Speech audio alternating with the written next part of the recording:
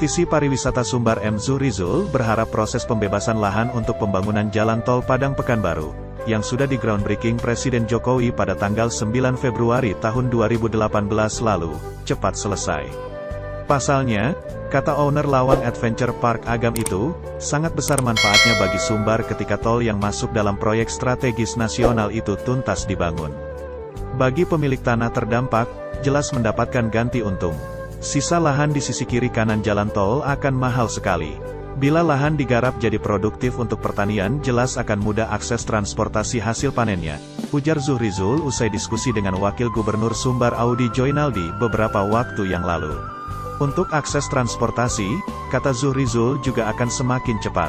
Jarak tempuh akan semakin dekat, BBM akan lebih irit dan pastinya waktu lebih efisien, imbuhnya. Bagi sektor pariwisata, kata owner Ikar Satur itu, juga sangat besar manfaatnya. Wisatawan dari luar daerah akan lebih banyak liburan akhir pekan ke Sumbar. Tentu saja ini akan berdampak terhadap peningkatan ekonomi dan pelaku usaha. Efek positif lainnya, otomatis peluang kerja makin banyak terbuka untuk anak kemenakan dan pengangguran akan berkurang, jelasnya. Terbukanya akses jalan tol itu juga bakal membuka peluang investasi dan berusaha serta program pembangunan selanjutnya dari pemerintah. Sumbar akan dapatkan lagi pembangunan selanjutnya.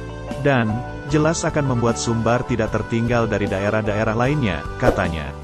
Sebelumnya, Gubernur Sumbar Mahyaldi Ansarullah menyebutkan, pihaknya sudah rapat koordinasi untuk percepatan pembangunan tol dan semua pihak mendukung itu.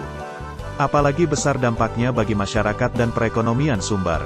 Seandainya pembebasan tanah bisa selesai tahun ini, maka tahun 2022 bisa selesai pembangunan tol tersebut, kata Mahyaldi kepada para wartawan usai divaksin COVID-19 di Gubernuran, beberapa waktu yang lalu.